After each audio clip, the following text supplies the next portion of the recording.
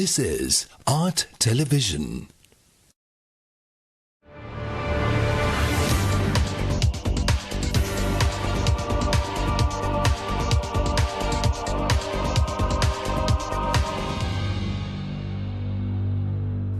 A very good evening and a warm welcome to the Business Roundup on another weekend.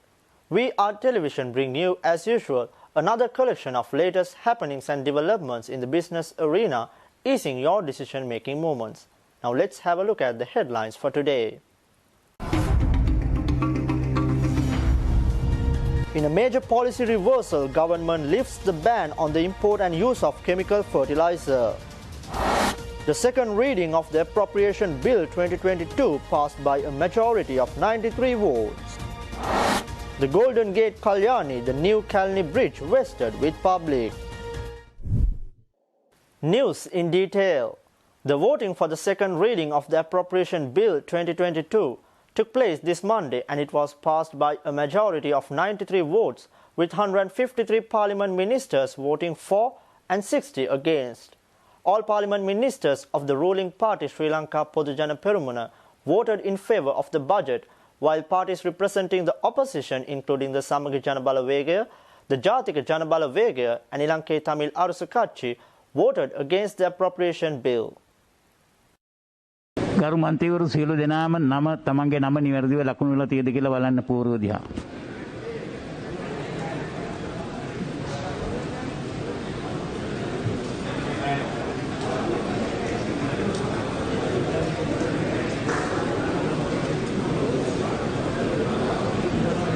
ආණ්ඩු පක්ෂයේ ඡන්දය පාවිච්චි කරන්න නිවැරදිව බැරි වුණු මන්ත්‍රීවරු නැගිටින්න කරුණා කළා.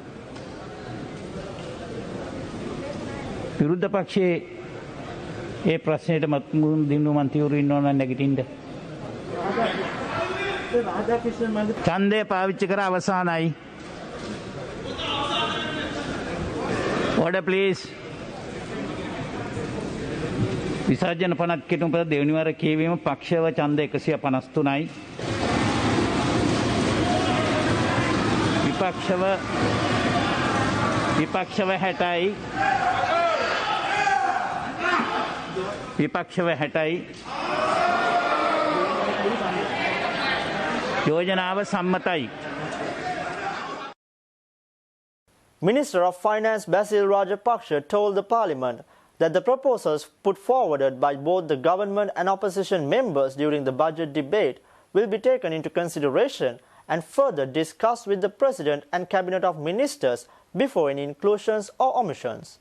Finance Minister Rajapaksa gave this assurance in his reply speech at the Budget 2022 debate just before the second reading vote at the beginning of the week. මුලින්ම ඉතා පුළුල් පරාසයක් ආවරණය කරමින් විවිධ අංශවලින් පක්ෂ විපක්ෂ මන්ත්‍රීවරුන් ඒ වගේම විවිධ ශ්‍රේෂ්ඨවල නියලී සිටින අය ඒ වගේම පශ්චාත් අයවැය සාකච්ඡාවලදී මතු කරපු කරුණු පිළිබඳව සැලකිල්ලටගෙන ඉදිරි කාලයේදී විශේෂයෙන් මුදල් නීති පනත ආදායම් බදු පනත සහ චක්‍රලේඛන උපදෙස් සකස් කිරීමට බලාපොරොත්තු වෙන බව මම සඳහන් කරන්නේ. විශේෂයෙන්ම මේ අයවැය ලේඛන විවාදය තුල ඒ ඉදිරිපත් කරපු කාරණා පදනම් වුණේ මගේ අයවැය ලේඛනයේ කොටස් කීපයක් තියුණා. මුලින්ම අපි පෙන්වලා දුන්නේ අපිට රටක් හැටියට ජනතාවක් හැටියට අපි සතුව තියෙන ශක්තියින් ඒ වගේම මම පැහැදිලි කරා අපිට තියෙන අභියෝග ඒ අභියෝගම තමයි විපක්ෂය විසිනුත් ඉදිරිපත් කරේ. ඒ වගේම මගේ අයවැය ලේඛනයේ අයවැය වියදම් හා ආදායම් යෝජනා වලට අමතරව යම් යම් ප්‍රතිපත්ති යෝජනා ඉදිරිපත් කරා. ඒ ප්‍රතිපත්ති යෝජනා වල ඇතුළත් වූ කරුණු පිළිබඳව ඉදිරි කාලයේදී තවදුරටත් සාකච්ඡා කරලා ඒවා ක්‍රියාත්මක කළ යුතු නිසයි අපි ඒවා ප්‍රතිපත්ති හැටියට යෝජනා කරේ. ඒ නිසා මෙහිදී ඉදිරිපත් වෙච්ච යෝජනා පක්ෂ විපක්ෂ සියලු දෙනාගේම යෝජනා ඉදිරි කාලයේදී අතිගරු ජනාධිපතිතුමා අගමැතිතුමා ප්‍රමුඛ ඇමති මණ්ඩලයත් අපි රජයත් සලකා බලලා ඒවායේ අවසානයේ තීන්දුව ගනු ඇතයි කියලා මම බලාපොරොත්තු වෙනවා. Finance Minister Basil Rajapaksa also told the Parliament that salary discrepancies in the public sector will be sorted out soon, and the matter has already been forwarded to the National Salaries Commission.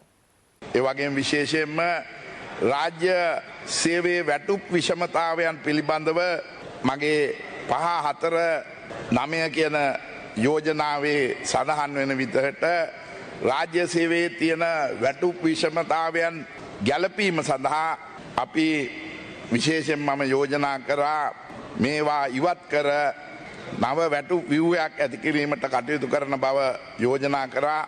ඒ නිසා ජාතික වැටුප් commission සභාවට මේ වෙනකොටත් විවිධ අවස්ථාවලදී අතිගරු ජනාධිපතිතුමා ඒ වගේම ගරු අගමැතිතුමා සහ ඒ විෂය භාර ඇමතිවරු ඉදිරිපත් කරපු යෝජනා ඉදිරි කාලයේදී අපි ජාතික වැටුප් කොමිෂන් සභාවට දමලා ඉදිරිපත් කරලා එම කටයුතු කිරීම විශේෂයෙන් මම මෙදී සඳහන් කරන්න ඕන. Stay tuned for more news. We'll be right back after a small commercial break.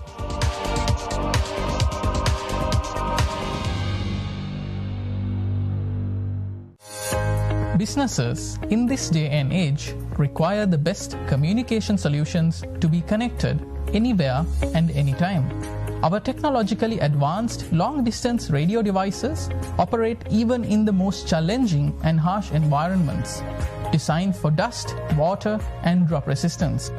The push-to-talk function is designed for convenience, ensuring clear and uninterrupted communication between multiple devices. Dynacom Engineering, a subsidiary of IWS Holdings, is a licensed service provider of the best push-to-talk long-distance wireless communication systems, approved by the TRC and the Ministry of Defence.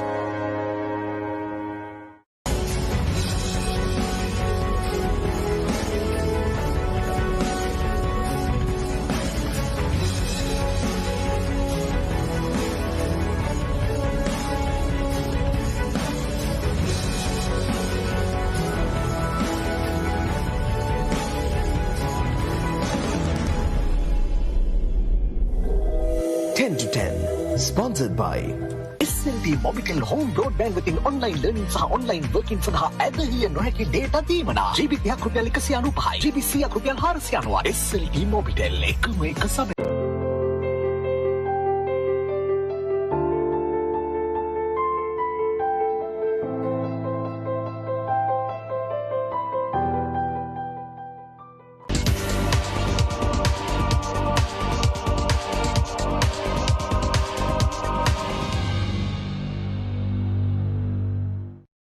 Welcome back to the Biz RoundUp.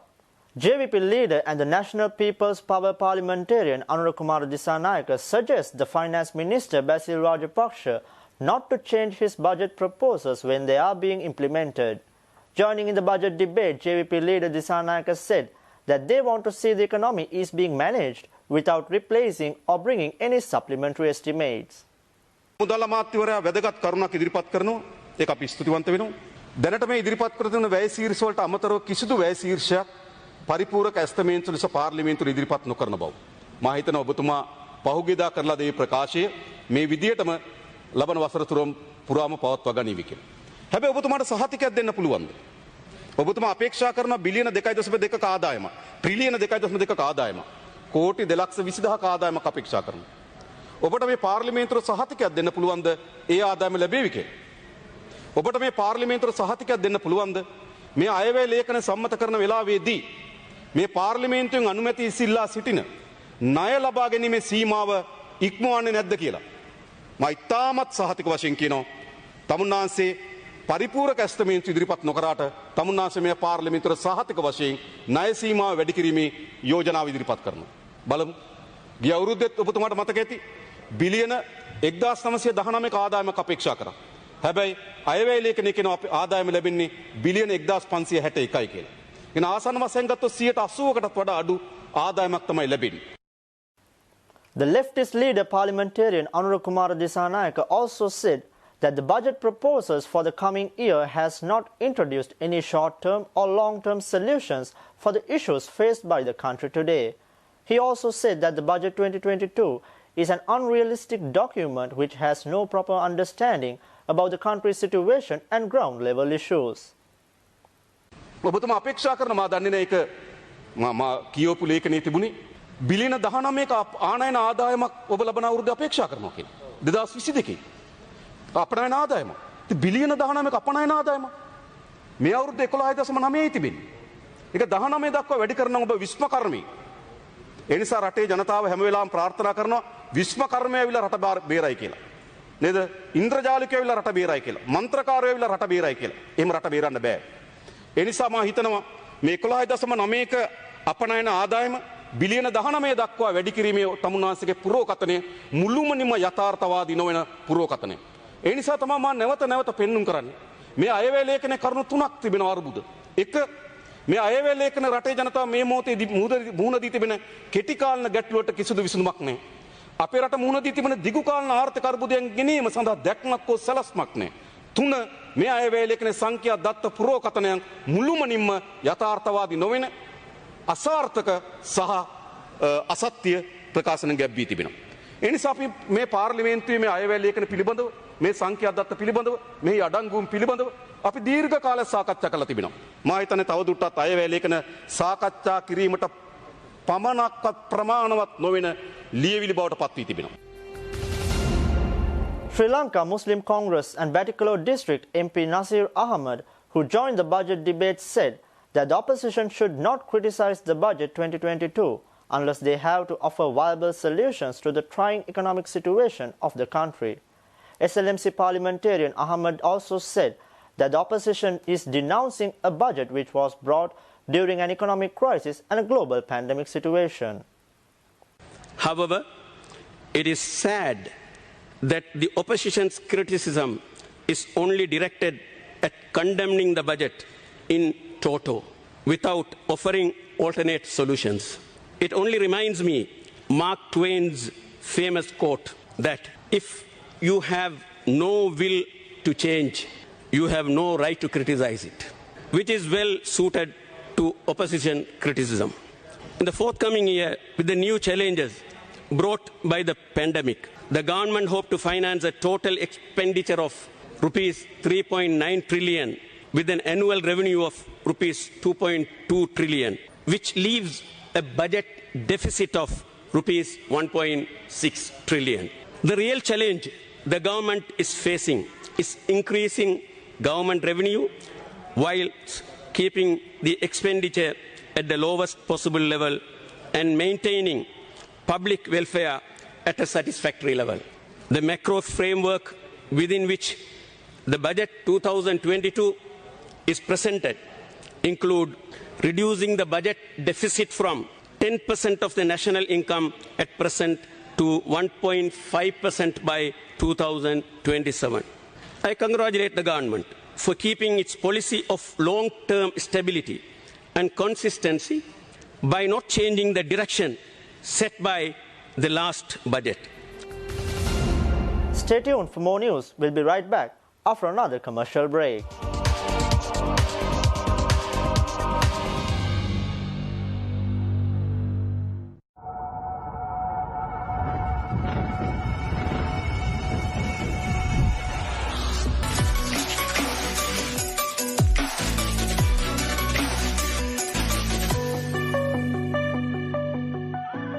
Skoda. Simply clever.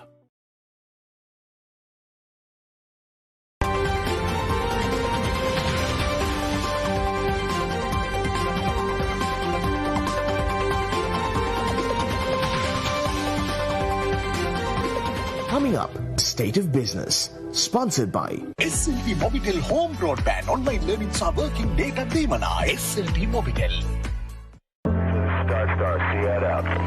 IWS Aviation.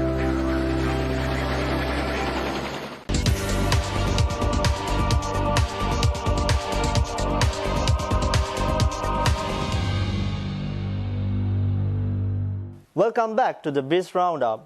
Government also announced that the ban on the import of chemical fertilizer and agrochemical was ended, and the private sector will be allowed to import the chemical fertilizers with effect from this Wednesday. Agriculture Minister Mahindananda Aluthgamage made these revelations, joining with Media Minister Dallas Alahaperuma at the weekly Cabinet Media briefing virtually. අපි කවුරුත් දන්නවා 2021 අප්‍රේල් මාසේ 26 වෙනිදා අතිගරු ජනාධිපතිතුමා විසින් cabinet මණ්ඩලයට පත්‍රිකාවක් ඉදිරිපත් කරා හරිත කෘෂි කර්මාන්තයක් කරා රට යොමු කිරීමට. ඒ අනුව ඒ කැබිනට් තීන්දුවට අනුව රසායනික පොහොර, ඒ වගේම පලිබෝධනාශක, ඒ වගේම දිලිරනාශක, වල්නාශක සම්පූර්ණයෙන් රසායනික ආනයනය කිරීම තහනම් කිරීම සඳහා ගැසට් පත්‍රයකුත් ඒ සමගම නිකුත් කෙරුණා. අද වෙනකොටම හරියටම පුරා මාස 7කට දින 2ක් අඩුයි මේ වෙනකොට මේ තීන්දුව අරගෙන ඒ සියලු අභියෝග හමුවේ මේ පරිසර හතකාමී කෘෂි කර්මාන්තයට ගොවීන් මේ මහකන්නේ හෙක්ටයාර් ලක්ෂ 8ක් වගා කරන්න තිබුණත් අද වෙනකොට 6,50,000ක් ගොවි බිමේ වැඩ කටයුතු ආරම්භ කරලා තියෙනවා. නමුත් ජනතාවට සංවේදී ආණ්ඩුවක් හැටියට අපි ඊයේ තීන්දුව කරා අපි අප්‍රේල් මාසයේ 26 වෙනිදා ගැසට් කරන ලද ගැසට් පත්‍රය අද දින සිට ඉවත් කරගන්න. ඒ අනුව අද දින සිට රසායනික පොහොර, පලිබෝධනාශක සහ දිලීරනාශක ආනයනය කිරීම සඳහා අවස්ථාව ලැබෙනවා. හැබැයි රජයේ ප්‍රතිපත්තියේ කිසිදු වෙනසක් නැහැ. පෞද්ගලික අංශයට රසායනික පොහොර ආනයනය කරලා වෙළඳපොලේ විකුණන්න අවස්ථාව ලැබෙනවා. රජයේ ප්‍රතිපත්තියේ ඒ ආකාරයෙන්ම තියෙනවා. රජයේ ප්‍රතිපත්තිය හරිත කෘෂි කර්මාන්තය. The new Kalni Bridge at Paliagoda in Colombo was declared open this Thursday under the patronage of President Gotabaya Rajapaksa and Prime Minister Mahinda Rajapaksa. The landmark project, which was constructed with the Japanese funds, has been named as Golden Gate Kalyani.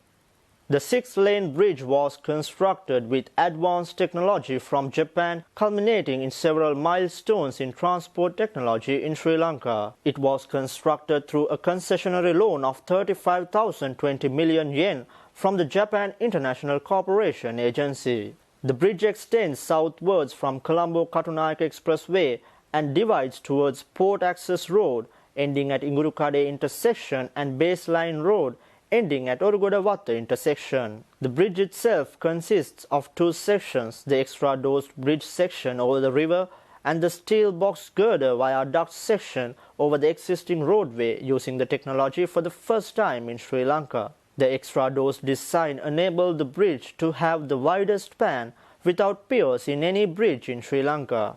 After Colombo-Katunayake Expressway was declared open, the number of vehicles entering the city of Colombo on daily basis soared considerably. As the capacity of the existing bridge was inadequate for the larger number of vehicles driving across, preliminary plans for a project to construct a new bridge were drawn up in 2014. The loan from JICA was provided under special terms of economic partnership at interest rates of 0.1% per annum and 0.01% per annum for civil work and consultancy services. The project also includes a 40-year repayment period, including 10 years of grace period. The Highways Ministry and Road Development Authority are the executing and implementing agencies respectively for the project. Agriculture Minister Mahindananda Aluthgamage clarified that the controversial fertilizer ship from China will go back and the said transaction will be done after sending new samples later. Minister Aluthgamage also asserted that the problem has not created any issue on the diplomatic relations between the two countries. With regards to the Chinese fertilizer, now with this Chinese company maintaining their position that the samples, the testing that we have done is wrong, and the Chinese embassy also consistently echoing that sentiment, I was just wondering what Sri Lanka's position is right now. I mean, in a sense, are you all looking at, trying to resolve this issue with China, or is this a closed chapter? The issue we are having is not with the Chinese government. The issue is with this particular shipment. So they have not taken the license to bring this shipment. So we have very clearly told them to follow the procedure. There is an international tender. We have given them the specifications.